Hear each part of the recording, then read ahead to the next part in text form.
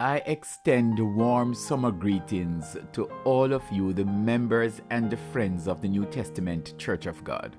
The month of August is one of national celebrations.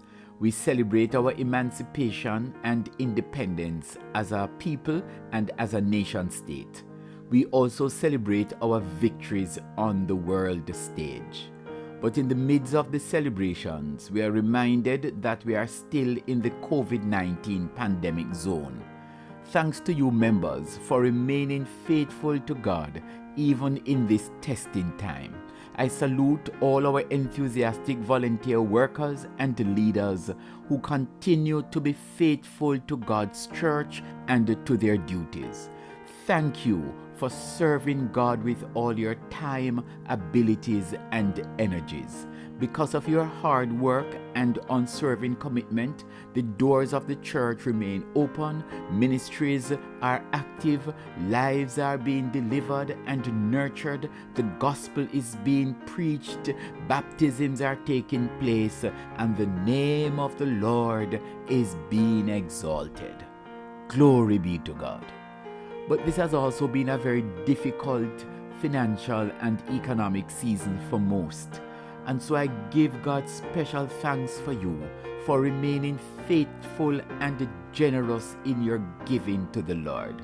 So many of you continue to tithe, give your offerings, and support the many projects of your church. We do not take your generosity for granted. I hear the words of Charles Spurgeon ringing out in my ears, and I share them with you. Spurgeon said, "Even if I give the whole of my worth to him, he will find a way to give back to me much more than I give." I trust that you'll receive much from the Lord. I want to close by making reference to the vaccine challenges we're having in Jamaica.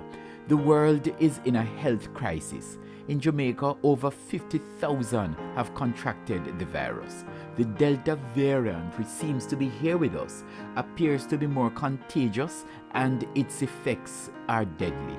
The pandemic, my brothers and sisters, is real, and the loss and suffering we are experiencing is devastating. I thank God for the scientific discoveries and advancements that have occurred over the years that seek to address deadly viruses and diseases. Vaccines are intended to reduce the likelihood of a person getting a virus or dying from contracting it.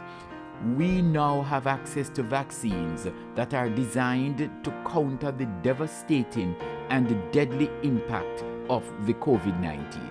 More than 4.18 billion vaccine doses have been administered worldwide, the research says, but only 1.7% of people in low-income countries like Jamaica have received at least one dose.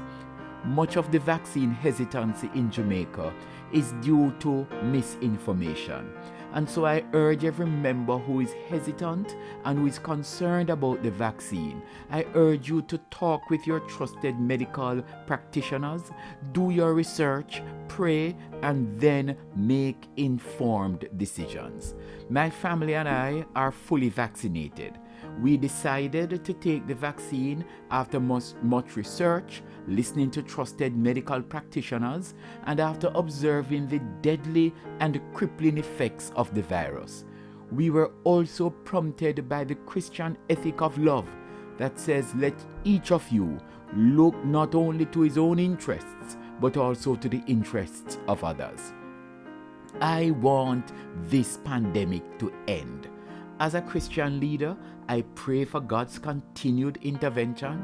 I seek to discern what God is saying to us in this season through this pandemic. I behave responsible by following the health measures outlined by the authorities. I take the vaccine, and I pray that this season of death and disease will turn, and that we'll be ushered into a season of healing of our spirits, minds, and bodies. I pray that the month of August will be one of relaxation, renewal, and revival for all of you. and may the new church year that begins in September be one of blessing and change. God bless you. This is Bishop Roy.